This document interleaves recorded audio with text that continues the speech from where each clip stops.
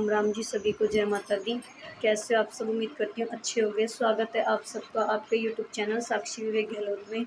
सुबह के बज रहे हैं 7। विवेक जी मैंने यहाँ पे लेटा देते हैं हम रात को, यहाँ से बिठाकर मैंने यहाँ पे लेटा दिए हैं, आप सब देख सकते हो। और आंखें खोल रखी हैं थोड़ी थोड़ी। सुबह बस अब जल्दी जल्दी घर का सारा काम निपटा के मैं डुग्गू को हॉस्पिटल लेके जाऊंगी। ये ठीक ही नहीं होने पा रहा है। जहाँ तक उम्मीद है कि आज वो एडमिट करेगा। तो देखो यहाँ पे मैं पोछा लगाने के लिए मैं बाल्टी भर रही हूँ। पहले पोछा लगाऊंगी, फिर उसके बाद खाने की तैयारी करती हूँ। और विवेक जी को आज का खाना बना के जाऊँगी। दाल वाल जो भी मैं उनको बनाती हूँ वो बना के जाऊँगी। और ये डुग्गू बैठा हुआ है। आज डुग्गू कहाँ जा रहा हो बेटा? कहाँ? और ये मैंने तैयारी कर ली है डॉक्टर के यहाँ ले जाने की। अपना चार्जर भी रख लिया। ये देखो पानी की बोतल, डुग्गू के 2 जोड़ी कपड़े और 1 जोड़ी कपड़े अपने, क्योंकि पता नहीं आज ये एडमिट भी हो सकता है। इसको 10 दिन हो गए दवाई खिलाते खिलाते। और ये डॉक्टर का पेपर है दवाई का इसके, तो इस वजह से मैंने सारा बैग अपना तैयार कर लिया है। और अब मैं लगाती हूँ पोछा। आज का काम मम्मी का निपटा के जाती हूँ, क्योंकि वहाँ 2-3 दिन लग जाएंगे अगर डुग्गू एडमिट कर लिया तो। और विवेक जी की बहुत ज़्यादा याद आएगी, क्योंकि मुझे ये टेंशन रहेगी कि खाने को दिया है या नहीं दिया है। पिछली बार जब डुग्गू एडमिट हुआ था ना, तो विवेक जी के बेड सोल बन गए थे। मैं 3 दिन में हॉस्पिटल से आई थी, तो इतनी केयर की इनकी कि बेड सोल भी बन गए थे। तो आप ही देख सकते हो कि विवेक जी का मैं ही कर सकती हूँ, मेरे अलावा कोई नहीं कर सकता है। और क्योंकि मैं बहुत ज़्यादा देखभाल करती हूँ, मैं रात को उठकर भी देखती हूँ। तो अब मैं लगाती हूँ पहले पोछा। आज मुझे जल्दी जल्दी काम निपटाना है। चलिए मैं लगा रही हूँ पोछा। जल्दी जल्दी मुझे काम निपटाना है और डुग्गू को लेके जाना है हॉस्पिटल। तो मैं फटाफट से काम करती हूँ, फिर पोछा लगाने के बाद खाना बनाऊँगी। और देखते हैं क्या बताता है डुग्गू को डॉक्टर। मैं तो यही प्रार्थना करती हूँ भगवान से कि डुग्गू एडमिट ना हो तो अच्छी बात है, क्योंकि बहुत ज़्यादा सुइयाँ लगती हैं, बेचारे को बहुत रोता है और मुझे भी साथ में रोना आता है। तो आज मैं जल्दी जल्दी काम कर रही हूँ, क्योंकि टाइम से पहुँचना है। और गर्मी बहुत ज़्यादा है। आज तो बस भी नहीं चल रही हैं, क्योंकि हमारे यहाँ पे इलेक्शन है, तो बस नहीं चल रही हैं। तो स्कूटी से ही जाएंगे, मैं और मेरा भाई, हम दोनों ही जाएंगे। वरना हम बस से जाते। तो आज रोडवेज हमारी इधर की सारी सवारियाँ बंद हैं।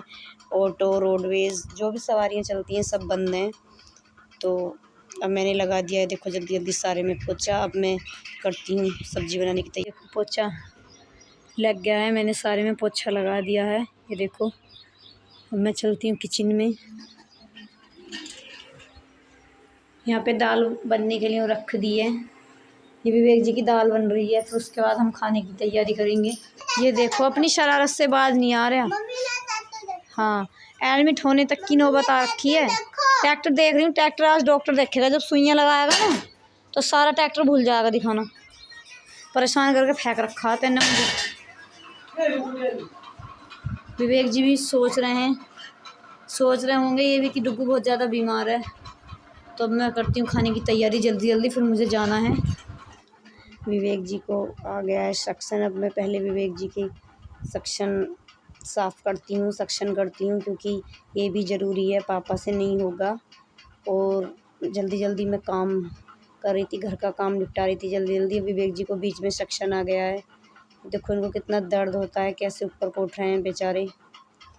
और आज तो मेरी किचन भी बहुत ज़्यादा गंदी हो रखी है, आपने देख भी लिया होगा, क्योंकि किचन की सफाई भी नहीं हुई। अगर किचन की सफाई करूँगी तो बहुत ज़्यादा टाइम लग जाएगा। तो मुझे जाना है हॉस्पिटल, बाद में मम्मी कर लेंगी उसको, या फिर मैं आकर कर लूँगी अगर डुग्गू एडमिट नहीं हुआ तो।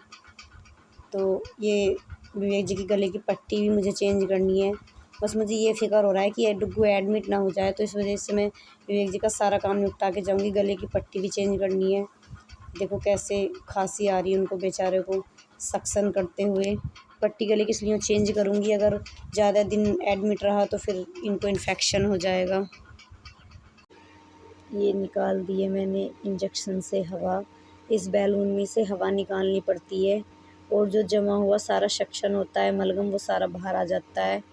तो 2 दिन तक सक्शन करने की ज़रूरत नहीं पड़ेगी, तो मैं इसलिए मैं एडवांस चल रही हूँ ताकि पापा को दिक्कत ना आए और मुझे हॉस्पिटल से बीच में से आना ना पड़े। लेकिन माता रानी से कहती हूँ कि बस बेटा एडमिट ना हो तो अच्छी बात है, क्योंकि पैसे भी बहुत लग जाते हैं और शरीर का नाश हो जाता है। ये देखो विवेक जी को कैसे खांसी आ रही है, बेचारों को जोर पड़ता है।